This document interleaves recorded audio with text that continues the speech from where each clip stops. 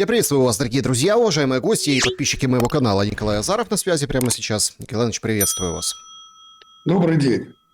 Николай Иванович, очень тяжело сейчас в пылу вот этих всех эмоциональных заявлений, каких-то, ну, скажем так, увидеть картину общую, увидеть анализ, да, чтобы никто его фактически не дает.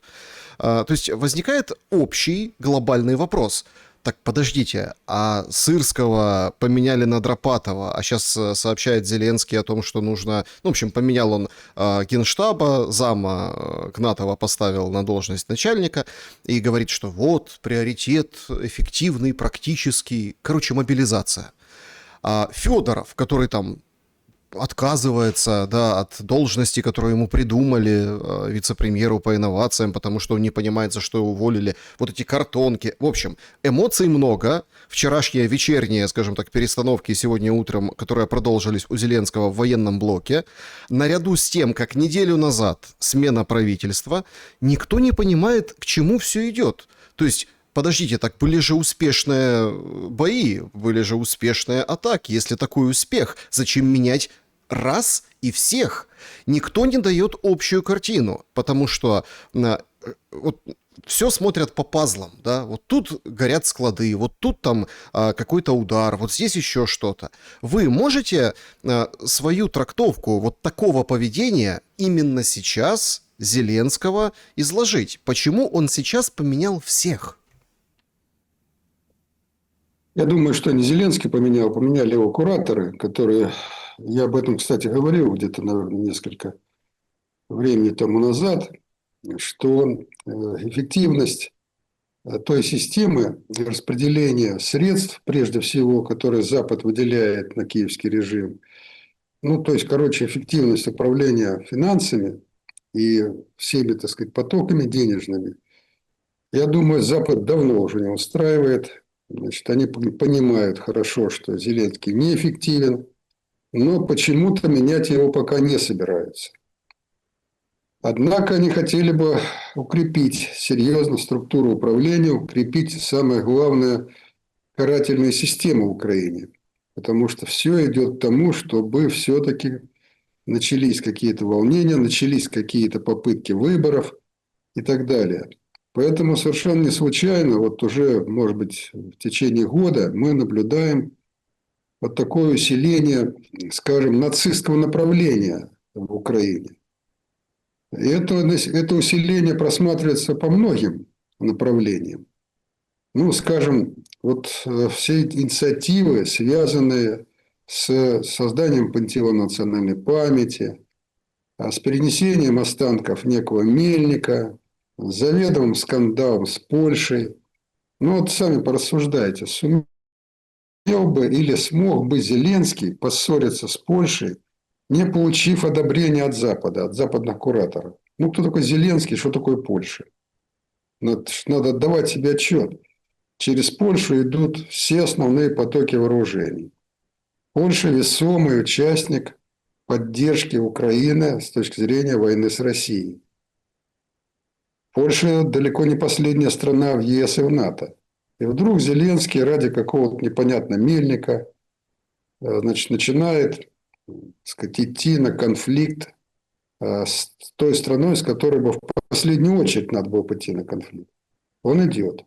Но совершенно очевидно, что это все согласовано и с американцами, и с англичанами, которые говорят: ну ладно, с Польшей мы договоримся, не переживай. Тебе главное укрепить позиции нациков, потому что ситуация в стране усложняется. Должна быть сила, которая готова убивать, готова, так сказать, давить любых противников. Поэтому идешь вперед. Вот в этой связи я рассматриваю и перестановки в правительство. Ну, кто такая Свириденко? Да никакая. Она просто никакая. И там многие в составе правительства были такие же. А кто такой Корецкий? А Корецкий – это свой человек, который занимался с Миндичем все эти годы, да, участвовал, так сказать, в распределении потоков различных финансовых. То есть свой в доску. И вдобавок бандеровец, вдобавок нацист. Ну, а чего бы не заменить, скажем, А почему Свириденко? Корецкий нацист? А с какой стати он не нацист? Вот скажите. Прошел классическую школу в Западной Украине, да, Вот. Закончил какой-то там вуз в Луцке. Ну, почему он не бандеровец? Я вообще не знал ни одного выходца из Западной Украины, который не был бы бандеровцем. Особенно за последние годы. Так что покопайтесь детально в его, так сказать. Он, да, не публичный человек. Да, публично он, может быть, и не высказывался. Но это, так сказать, тот, кто надо. Тем более очень хорошо, что он публично не высказывался. А такие же точно замены, если мы посмотрим по составу правительства. Теперь вернемся к военным перестановкам. Ну, можно много рассуждать о том, что Федоров перспективен, там не перспективен. Вот. Это тоже нацист, по большому счету. А помощником у него является некий Стерненко. Ну, тоже, наверное, характеризовать его не надо. Это типичный нацист. Но почему-то его убрали, да? И тоже убрали ведь не без согласия. Да, что-то там, значит, кипятились, какой-то Писториус, какое-то письмо написал. Но не Писториус управляет Украиной. Управляет Украиной это прежде всего американцы. В какой-то степени англичане. Управляет, конечно, не сам Трамп, а те, кому поручено управлять Украиной. И они высчитывают, вот должно надо отдать, что есть, то есть. Американцы последовательны в своей стратегии. Она не меняется уже, ну, наверное, 20 лет по отношению к Украине. Меняются президенты, там, Байдены, Обамы, Трампы, а ситуация не меняется. Ситуация сохранения в Украине нацистского режима, который должен обеспечить всякие там процессы, связанные с мобилизацией, связанные с держанием в страхе населения Украины.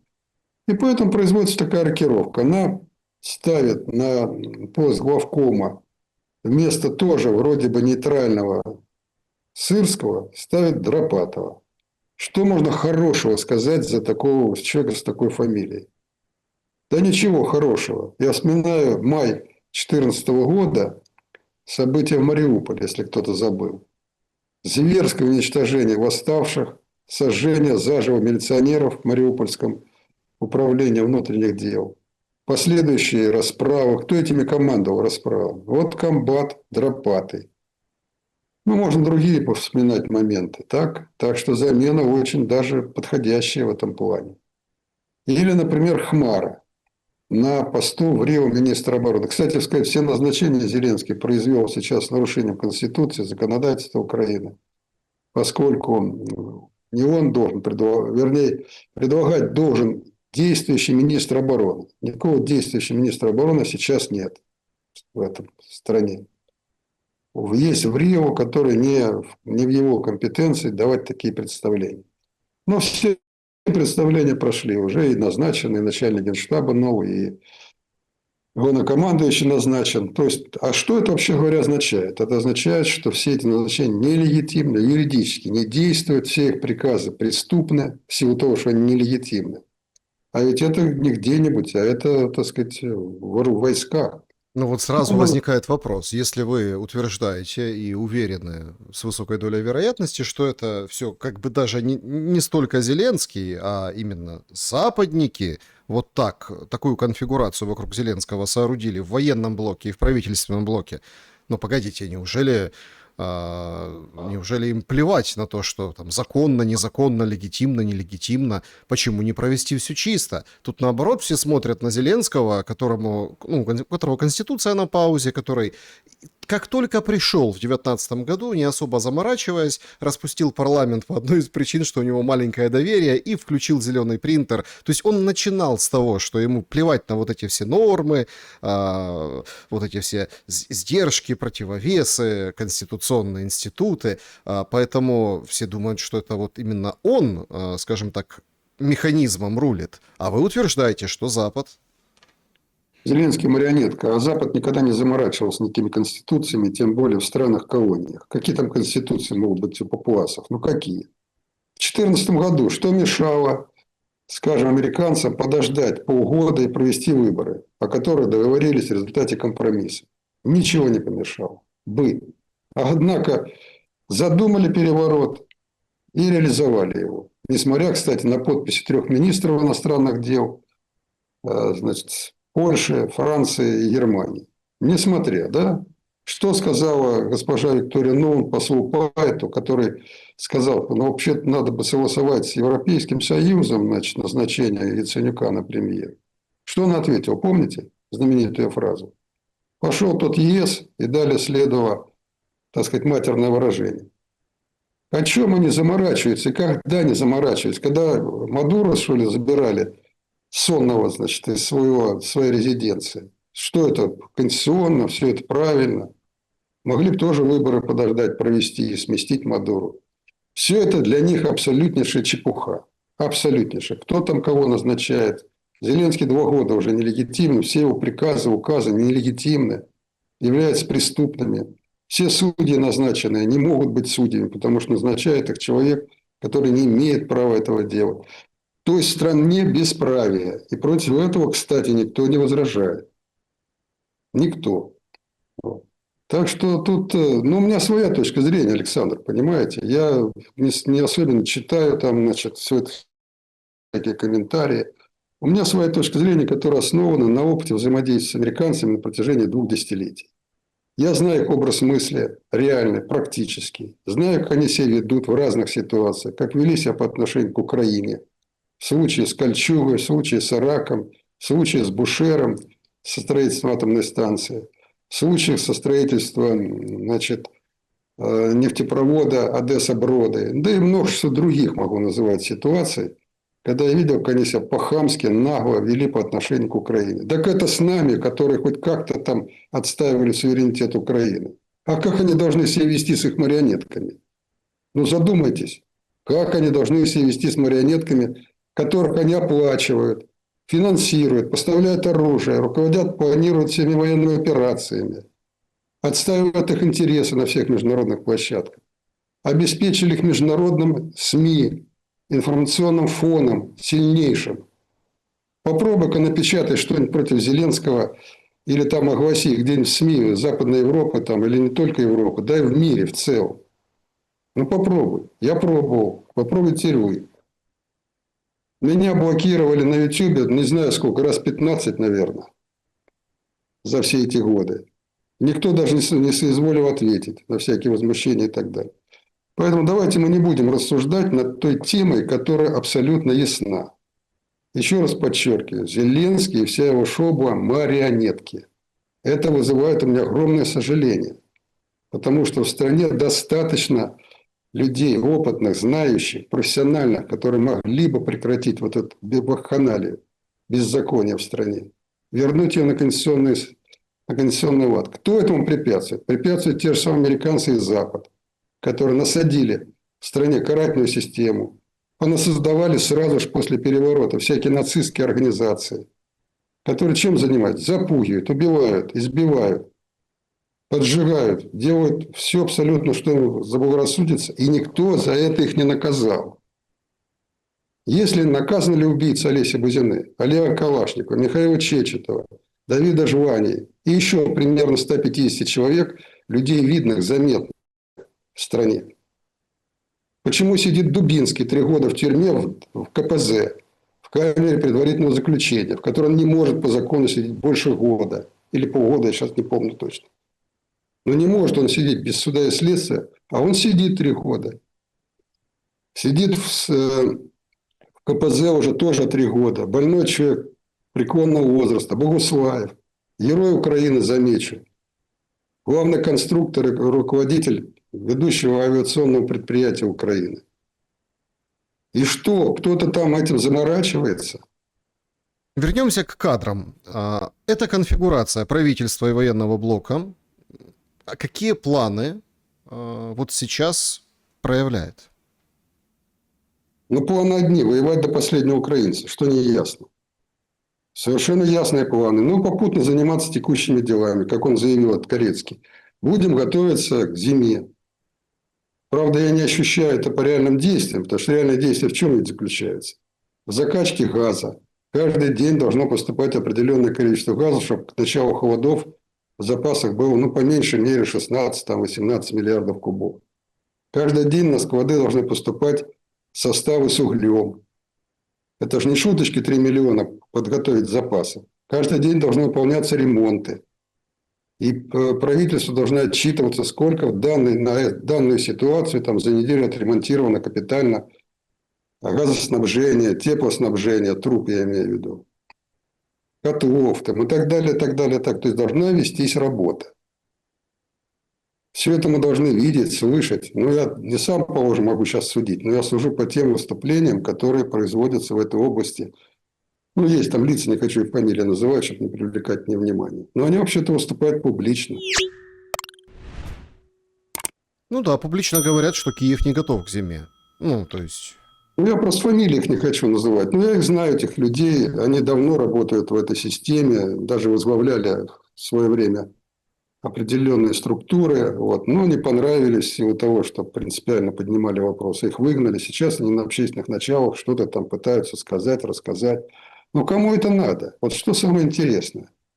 Я уже давно заметил, что после переворота государства, государственной структуры, да, и народ – это разные вещи абсолютно. Народ существует сам по себе. И лучше всех об этом сказал Клычко, когда он в начале зимы прошлого года сказал, что вот, жители Киева, давайте-ка собирайте чемоданы и мотайте из города. Я не смогу вас обеспечить ни светом, ни теплом, ни водой, ни канализацией. Находите сами. Сейчас то же самое. Уже идут публично призывы уезжать из городов. А куда уезжать? Ведь никто не говорит. А это тоже ведь проблема, которую должно было решить государство, то есть правительство. Ну, раз такая ситуация создается, ну, рассчитай все. Рассчитай, подсчитай, обеспечь населенные пункты, где будет там хотя бы какое-то отопление печное, где будет хоть какая-то вода, где как-то будет свет обеспечен, да? Ну, это же можно сделать. А ведь речь-то идет, сколько в городах, как вы знаете, как вы думаете, сколько населения проживает? Ну, сейчас трудно говорить, конечно. Но проживает, если в процентном соотношении, порядка 85% в городах.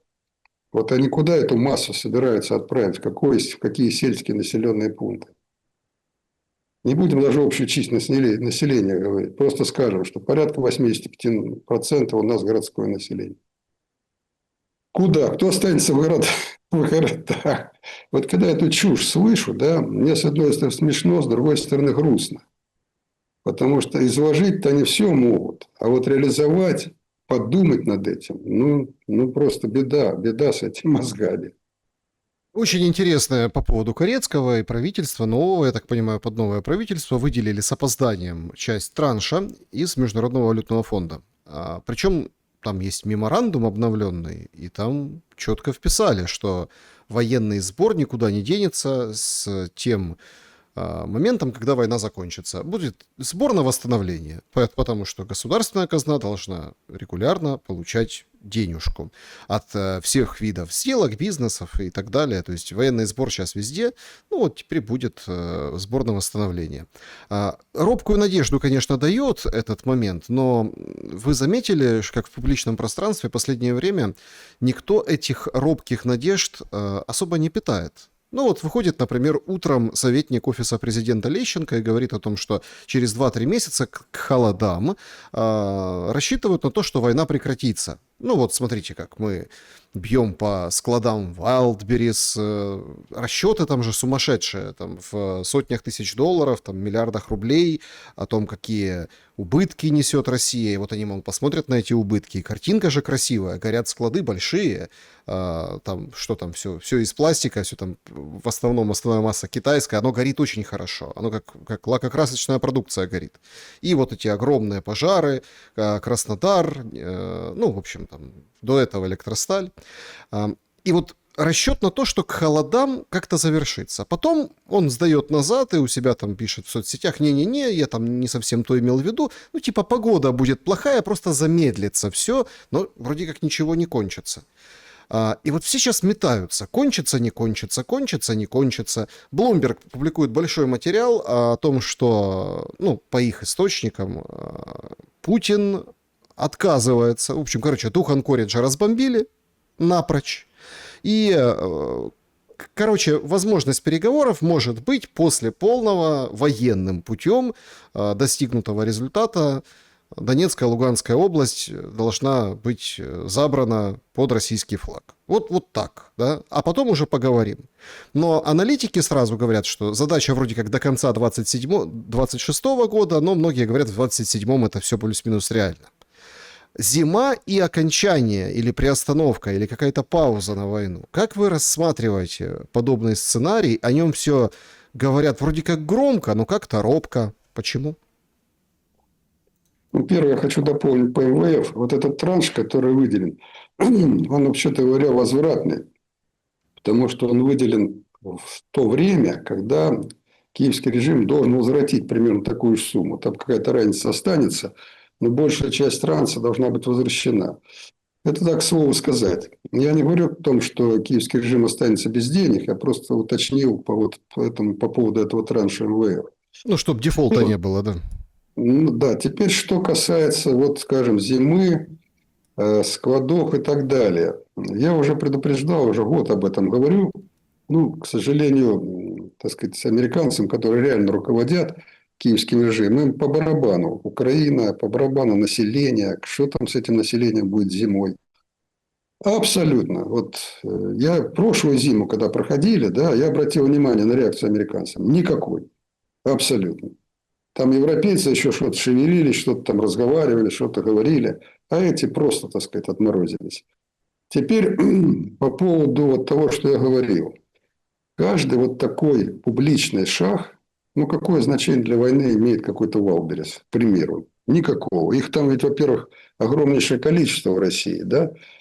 Да, с точки зрения пиара как-то это повлияет, там, значит, как-то там кто-то там что-то будет, значит, говорить, но с точки зрения военной это мало что изменит. А вот с точки зрения ответных действий это повлияет очень серьезно. Потому что российское руководство все время уже сталкивается с требованиями общественного мнения отвечать, в общем-то, непропорционально, а отвечать так, чтобы мало не казалось. И мы же это видим. Я уже об этом говорил не один раз, что вот начнется с того, что ликвидирует, предположим, экспортное морское сообщение. Ну, импорт, соответственно. Раз экспорт, значит и импорт. И когда начинают разговаривать, что там ВВП там растет, я всегда удивляюсь, как может ВВП расти, если экспортные возможности падают, например, из года в год. Ну как? Этого не может быть. И, естественно, этого так сказать, не происходит. Теперь, если будет перекрыт, скажем, вот это Одесско-Дунайское направление, так, для поставок всего и вся, замечу, останется только сухопутное. Ну, 4 года Россия не занималась этим направлением, но займется. Дальше что будет? Вот я хочу спросить у тех, кто немножко задумывается о том, реально ли это. Во-первых, это абсолютно реально. Ликвидировать 7 железнодорожных переходов, и на этом все остановилось. Абсолютно реально. Ну, установится что-то через месяц, еще раз ликвидируют. Дальше-то что будет? Вот как будет страна выживать, об этом же должен кто-то думать. То есть, я еще раз к чему говорю. Когда-то в первые годы существовали какие-то гласные, негласные договоренности. Что мы вот там это не делаем, вы не делаете это. Потом не понравилась эта ситуация. И началась эскалация. Замечу, откуда шла эскалация. Не со стороны России. Я вовсе не собираюсь никого защищать. Она шла со стороны киевского режима. Каждый раз все больше и больше. Смотрите, как бы хвалились НПЗ там и всеми остальными делами. Но я еще сразу сказал, слушайте, 300 миллионов производится нефтепродуктов в России. 300 миллионов тонн. Ну, вывели вы там из строя, сколько там, 20, 30 миллионов тонн. Перекроется там на какое-то время экспорт, и вся эта проблема будет закрыта и решена. Но вы же получите гораздо хуже ответ. Так оно и произошло. Вот теперь Валберес. Куда вы лезете, ребята? Для чего вы этим занимаетесь? Какая в этом военная необходимость? Никакой. Вот, а ответ, к сожалению, для жителей простых украинцев, да, обязательно будет и будет очень серьезный. Вот тогда станет вопрос вообще о существовании такого государства, как Украина. И вот я тут задаюсь простым вопросом. Где все те патриоты, с которыми я 35 лет своей жизни провел в политической борьбе, так, в политических дебатах и так далее. Я вот скажу вам, Александр, откровенно, что все эти так называемые националисты, они никогда в жизни не думали о том, как будет развиваться страна, за которой так бьют себя в грудь кулаками. Во-первых, я заметил одну странную особенность у всех этих националистов. Они очень падки на деньги. Очень падки на деньги. И они готовы на трибуне говорить все, что угодно. Но из-за денег будут делать тоже все, что угодно. Так я задаю простой вопрос. Националисты ли они, патриоты, или они, наоборот, враги Украины? Прихожу к мнению, что все, что они делают, особенно после государственного переворота, направлено на уничтожение Украины. Вот кто со мной, вот пусть приведет какой-то любой аргумент, который, скажем, доказывает обратное. Но самый простой пример, скажем, это уменьшение численности населения Украины. Ну, было 52 миллиона, сейчас, наверное, 18 или еще там меньше. Это кто делал? Мы делали, наше правительство, наоборот. Мы всегда уменьшали смертность, увеличивали рождаемость. При нас никто не убегал за границу миллионами. А вот эти патриоты, придя к власти, стали уничтожать население Украины. Так они кто, враги или друзья? Вот вы можете, например, сами ответить на этот вопрос? Нет, ну, опять-таки, тут же все зашито в определенной идеологическому подходу. Если объективно, ну, давайте тоже. Вот сейчас уничтожит государство Украина. Война пятый год. Война пятый год. Рассказы о том, что она там какая-то щадящая. Кто пощадил этих людей из Юго-Востока, русскоязычных регионов? Харьков щадят сейчас? Запорожье кабами, там, Одессу мордуют, понимаете? То есть и государственность, видите, как не уничтожилась. И государство такое... Слушайте, Александр, я сразу перебиваю. А вы что, Да. какую-то государственность видите? Существует правосудие в Украине? Вот ответьте на простой вопрос. Реальное правосудие. Вот меня, например, осудили, там все возможные суды заочно, я понятия не имел, что они осуждали. Обвинили в измене Родины, там, в чем угодно. Но я про себя не хочу говорить. А вот те политические заключенные, те, о которых я говорю, Дубинский, там, Богуслав и так далее, они получили юридическую защиту. В стране существует правосудие? Нет, не существует. Ну, формальное. Что значит формально? Ритуальное, Значит, да. ритуально. Значит, нет государства.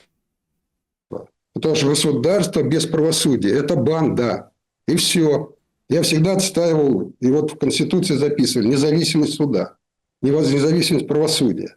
Это основа государства. Между государством и народом существует правосудие. Оно не является государственной структурой.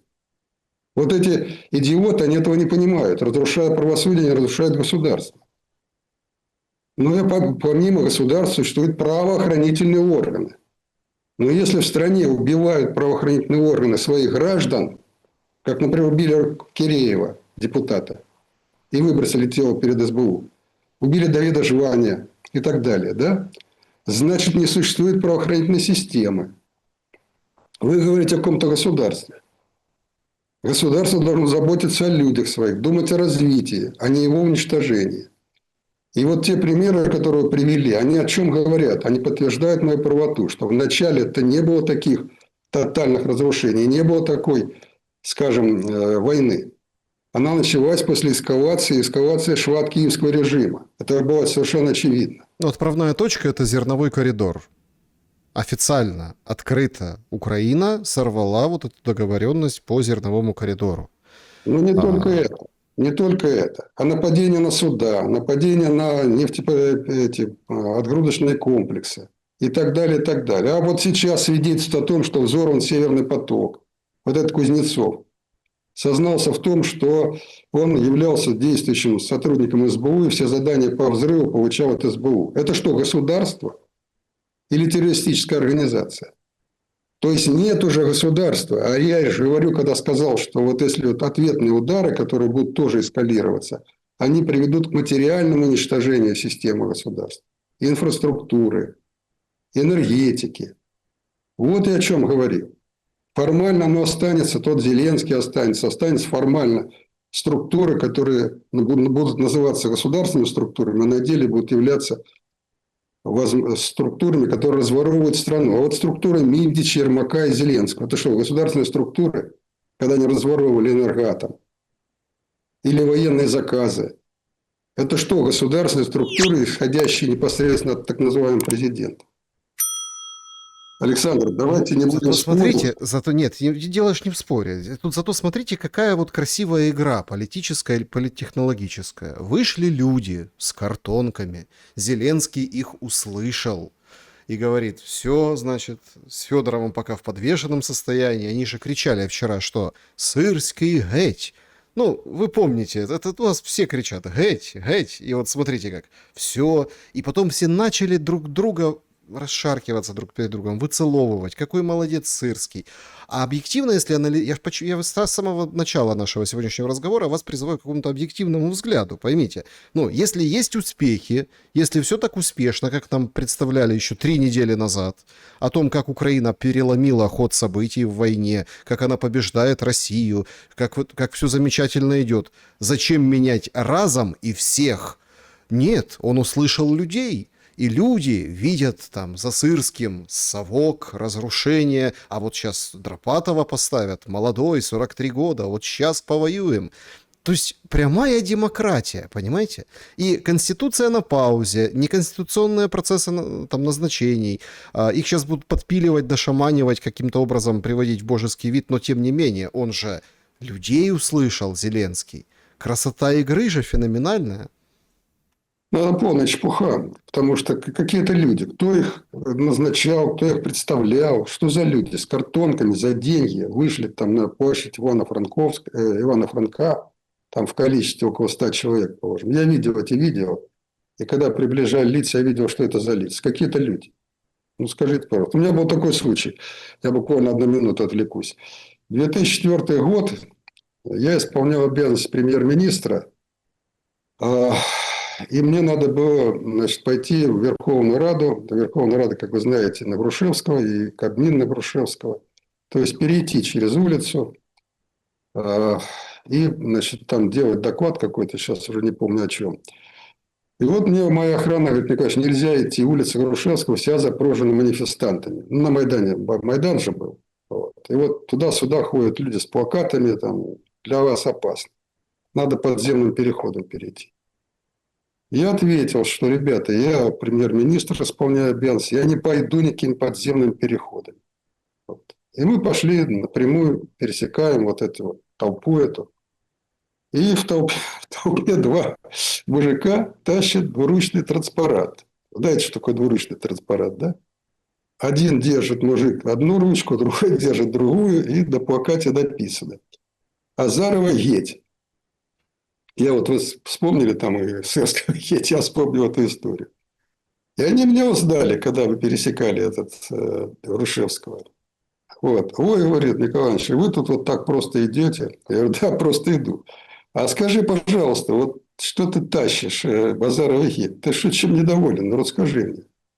Он мне говорит, ну, что вы, о чем вы говорите? Да, ну, заплатили там, ну, сейчас, правда, не помню, сколько он сказал, 10 гривен или 15. На тот Я момент говорю, это, мы да, 4... деньги, да. Да, и мы хотим, и мы должны вот 4 часа таскать этот плакат. Все, у нас к вам никаких вообще претензий нет. И это был не единичный случай. Я часто подъезжал там, значит, к этим манифестующим, пытался с ними разговаривать. Я хотел просто понять, мне было самому интересно, вот ради чего они вышли. Ни одного человека, кто читал бы соглашение. И вообще слышал о соглашении об ассоциации. Ни одного человека. Ни Яценюк, ни тем более дурак Технибок никогда не читали и не знали, что это такое. И, разумеется, Клычко не читал. Вот те самые, кто на трибуне Майдана орали там про, значит, что мы идем в Европу, там, вот, что надо немедленно подписывать и так далее, и так далее.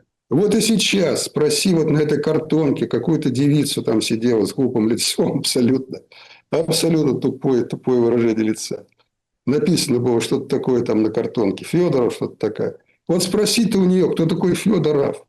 Вот он 100% не знает. И мы говорим, народ. Какой народ? За деньги вышло там 200-300 человек. Заплатили часа 2 там для картинки, отсидели, простояли. Потом выкинули картинки или другим передали. Слушайте, все это демагогия, отработанная технология. И Зеленский, разумеется, не испугался, и его, так сказать, администрация не испугались этого картонного протеста. Они знали, что все это инспирировано, кем инспирировано. И они делали строго по команде. Снять Сырского назначить такого-то. Убрать Федорова назначить такого-то. Все. Все эти назначения были согласованы, обсуждены. Там на каком уровне другой вопрос. Ясно, что это не первый уровень. Ясно, что это уровень каких-то кураторов. Вернемся, я уже зацепил этот материал в Bloomberg про дух Анкориджа. И ну, вот такая трактовка о том, что Россия была согласна на обмен территорий.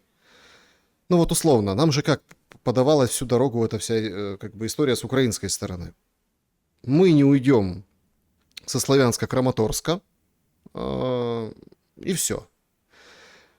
А там же оказалось вдруг, вот сегодня, прочитав это, что, ну, уйдя со Славянска-Краматорска, полностью исход с Сумской области, там, Харьковской области, Днепропетровской области, все это, ну, скажем так, откатывается, и все равно эта форма обмена территории, она фигурировала.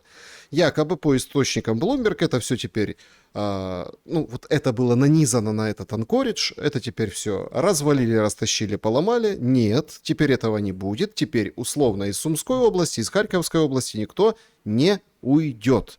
А Донбасс будут захватывать военным путем, конкретно выдавливая ВСУ, которые они ушли по, ну, в режиме сделки.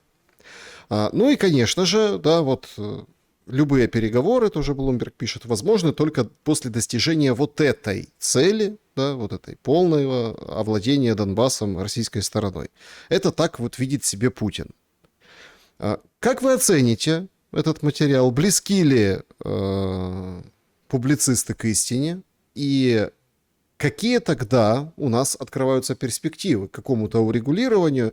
Ну, как там робко говорят до холодов, другие говорят, что ничего не будет, будет война, будет тяжело. Кто-то говорит, там окно возможностей сейчас закрывается, другие говорят, еще есть возможность там пару месяцев этого окна возможностей. Действительно ли российская сторона приняла для себя вот такое решение? И, соответственно, война будет до тех пор, пока Донбасс не захватят. Александр, я не знаю точки зрения российской стороны. И Блумбергу это солидное, конечно, информационное агентство. Солидное. Но вместе с тем, в последнее время их солидность подвергается, с моей стороны, сомнению, потому что некоторые их прогнозы, в общем-то, на пустом месте основаны.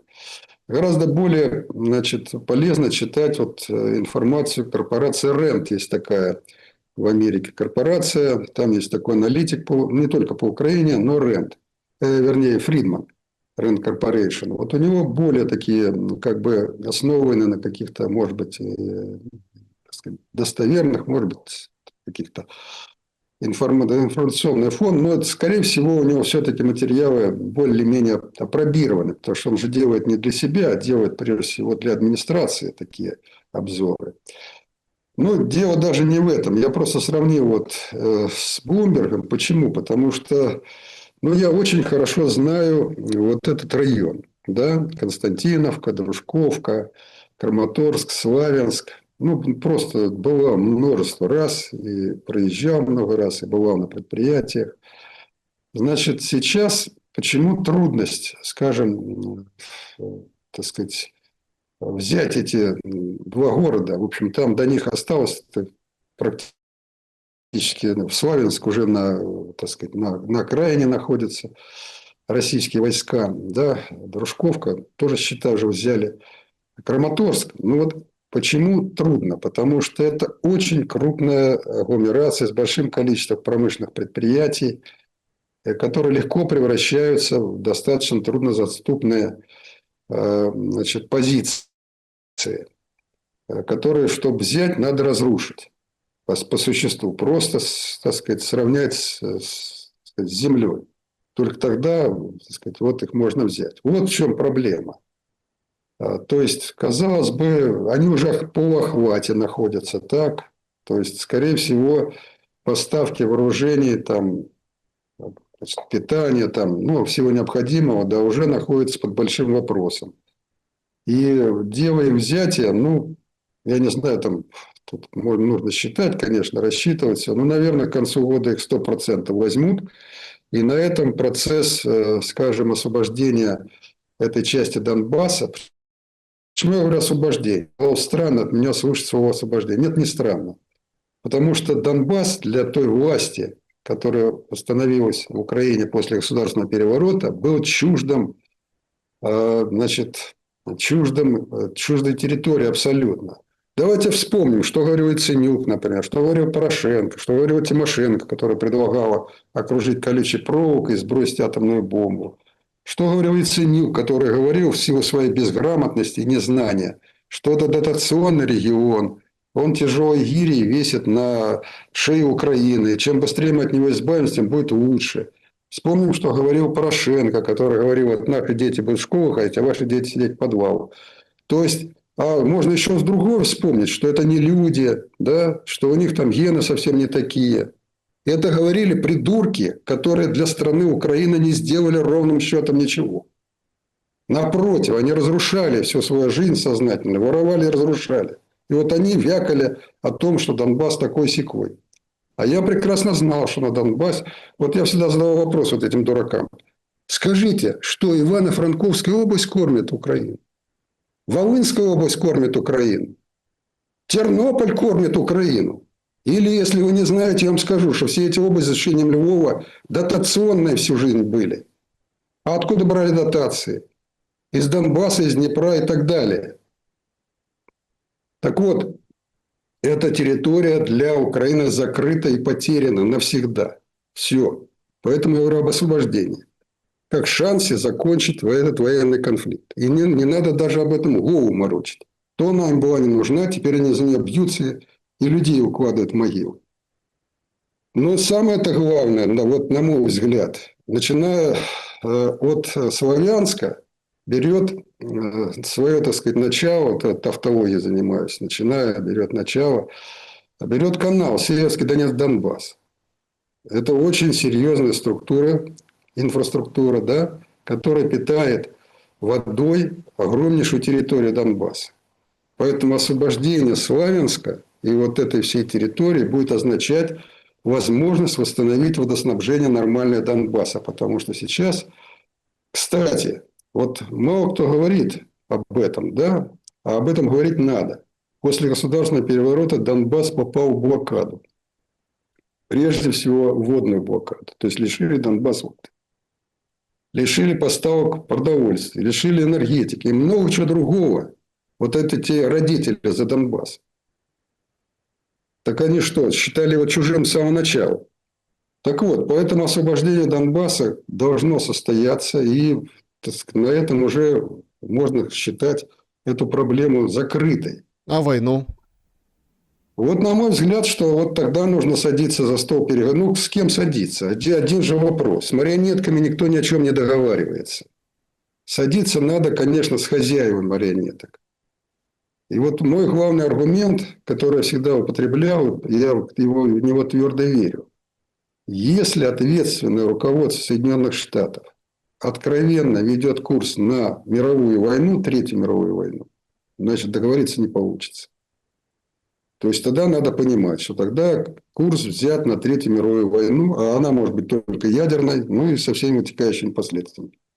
Если задачей руководства Соединенных Штатов является удержание мира в стабильности и, во всяком случае, недопущение мирового конфликта, значит, тогда мир возможен.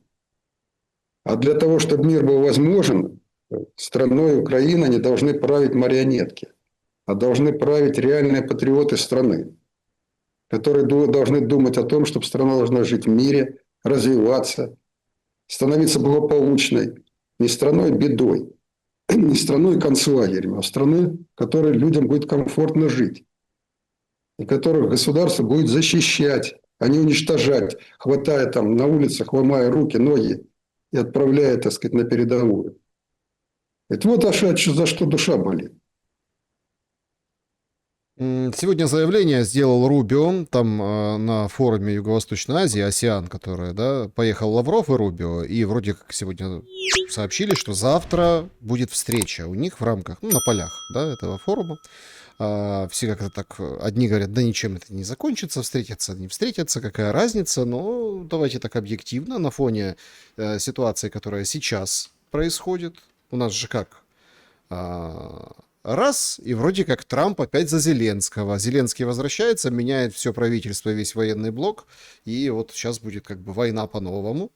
Американцы что? Американцы в Иране как бы завязли, погрузли. Сегодня опять бомбили прошлой ночью Иран отвечает. Иран говорит, будем жестче отвечать. В общем, там ничего не заканчивается. Израиль сейчас вообще как бы в стороне. Да и Израиль не бомбят, да, бомбят по американским, скажем так, отвечают по американским объектам. И вот Рубио делает заявление.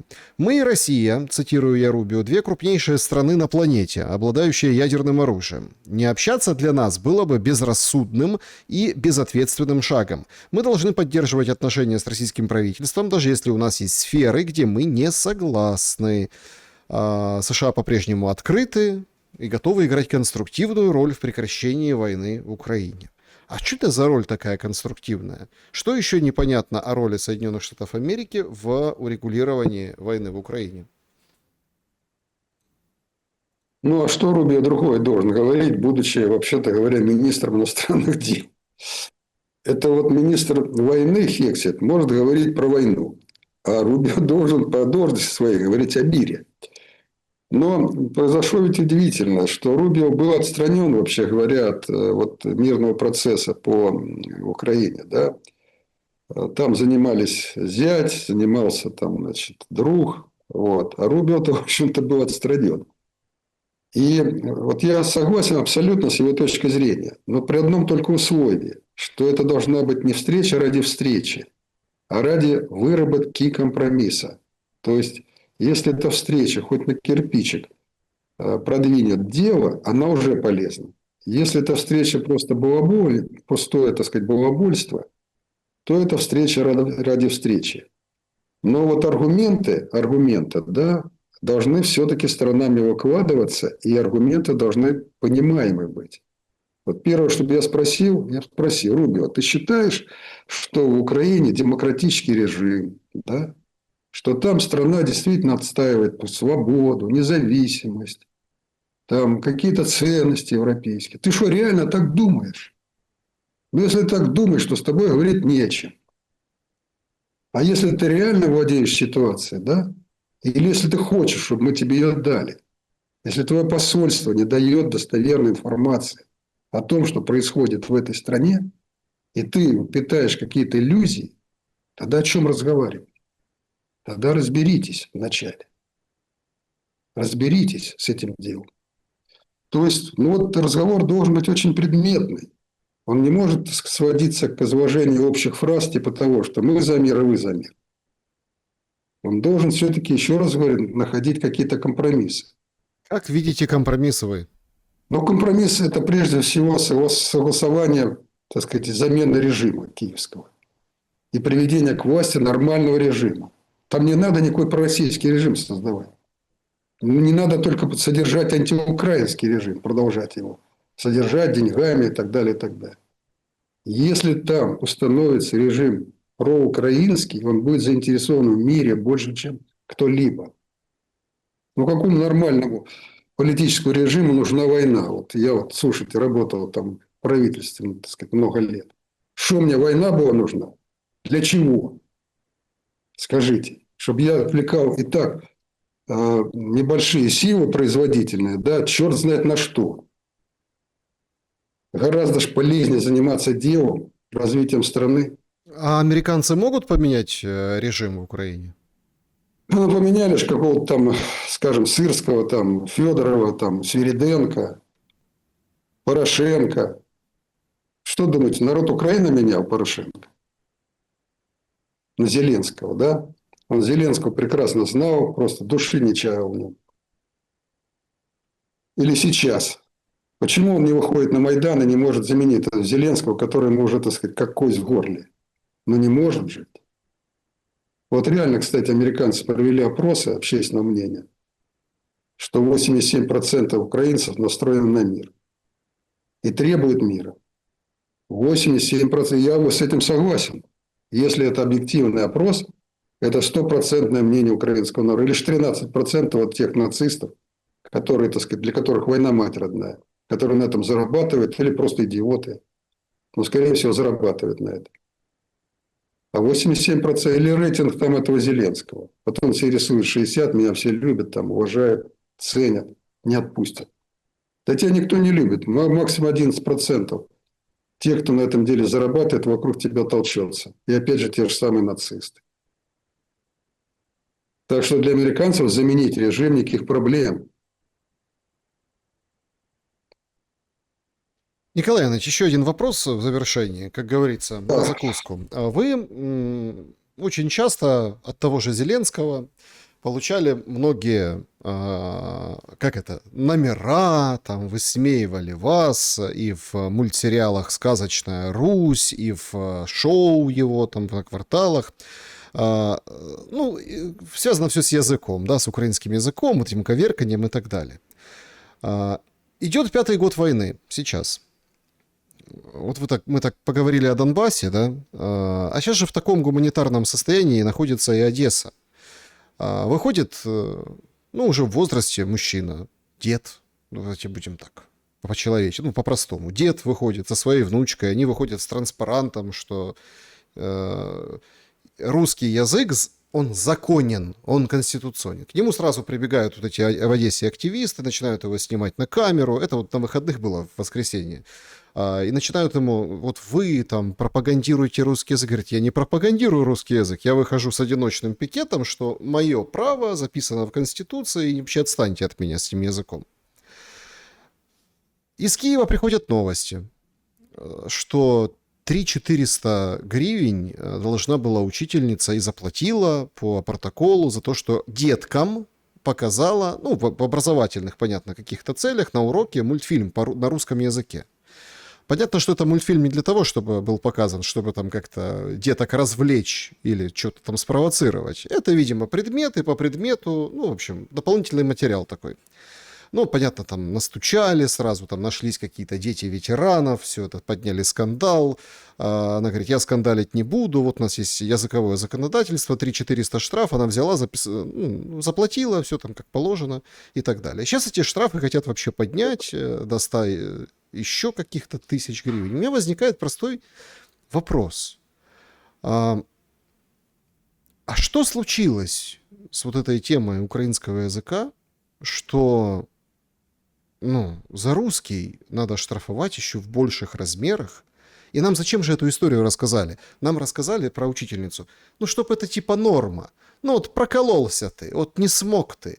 Ты не Зеленский, понятно, который на неделю назад во время смены правительства, помните, он и так, и сяк, вот это все, да? На русский язык, короче, срывался. Его не штрафовали, а учительницу оштрафовали. А что это за украинизация такая? Вы знаете, когда я Зеленского совершенно не знал, там видел его когда работал в Украине, видел его там на каких-то там мероприятиях, там приглашали его для развлечения публики. Вот. Я слышал, там мне иногда говорили, что он там коверкает, там, значит, меня юморизирует. Я к этому относился абсолютно безразлично, вот, я честно говорю. Мне и в голову не приходила мысль там снять трубку, сказать, займитесь-ка вот этим парнем. Мог бы я сделать? Конечно, мог. Какие проблемы? Его в бараний рог скрутили и, так сказать, забыли про него. Но вот я подчеркиваю, сколько я работал в правительстве Украины, не только в правительстве, я никогда не приступал к закону. Я всегда уважал Конституцию, права человека. Поэтому для меня эта мысль бы в голову не пришла. Вот удивительно, что она ему пришла прям сразу, как только он взял власть в свои руки. Поскольку я его не знал, а Порошенко я знал великолепно, и знал, что его переизбрание на второй срок будет бедой, трагедией для Украины, то я имел, как сказать, может глупость, может не глупость, но публично выступить в поддержку этого Зеленского. Я до сих пор сожалею об этом. Надо было просто промолчать.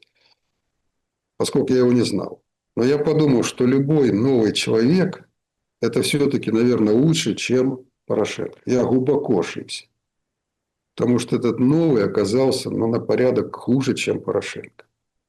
Потому что у Порошенко при всех его огромнейших недостатках, он, конечно, был недостоин для высшей должности президента, но все-таки были хоть какие-то понимания о том, что вот какие-то есть нормы, пределы, через что все-таки нежелательно переступать. Этого нет ничего.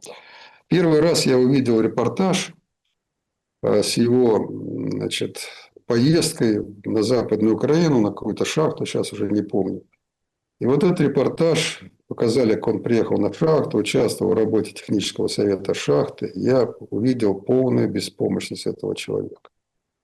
То есть его полная неготовность и всего его окружения.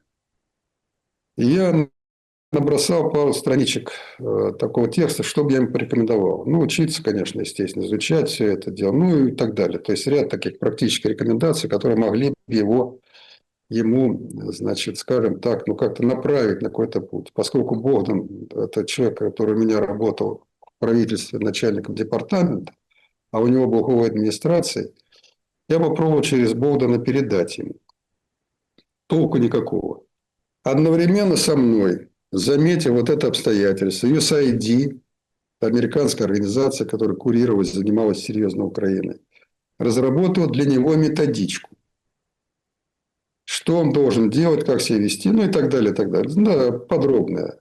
И вот я, прочитав эту методичку, увидел, что он полностью стал ее исполнять. Вот в этой методичке было уничтожение Украинской православной церкви, разрыв связи с Россией, уничтожение русского языка, настраивание украинцев против русских, конфликты с Россией. Он все делал как по кальке. То есть, вот смотрите, как натравить украинцев на русских. Вот прежде всего надо сделать русских второсортными. Запретить им все. Русский язык, так далее, и так далее. И вот это все началось методично осуществляться.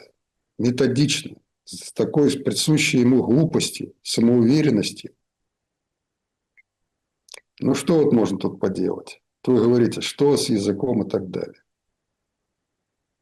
Разумеется, когда вот украинское правительство становится, нормальное украинское правительство, Украина всегда была многонациональной страной. И русский язык был вторым государством, должен быть стать вторым государством. К сожалению, когда принимали Конституцию, для того, чтобы националисты проголосовали за Крым, за предоставление автономии Крыму, пошли на компромисс. Сделали один государственный язык. Но зато написали в Конституции, что русский язык пользуется всеми правами. Да? Все там написали. И никому в голову не могло прийти тогда, в 96-м году, что кто-то будет запрещать русский язык. Просто. Культура наша какая? Украино-русская или русско-украинская культура. Это общая культура наша. На ней зиждется наш менталитет, наше воспитание, наше образование, наша наука. Ну, вдумайтесь, 90% научных трудов написано на русском языке. И не могло быть иначе. Ну, словом, это долгий вопрос, Александр.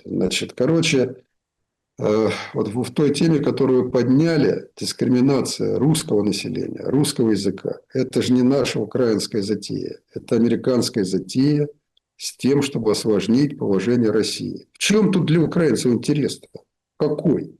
Жили в мире дружбы всегда. И зачем нам нужно было ликвидировать? Сейчас договорились до того, что даже в быту запретить. Штрафы какие-то. Ну, это просто, нацизм в чистом виде. Поэтому единственный результат будет переговоров Рубио-Лаврова, если будет хоть какое-то продвижение в плане изменения политического режима в Украине. Оно бы решило абсолютно все проблемы. Но проблема эта, безусловно, сложная. Так, Александр, да? Час мы беседуем. Да, Николай Азаров был моим собеседником сегодня. Спасибо за время и мысли. Всем доброго. Друзья, берегите себя. Всем добра и света. Увидимся.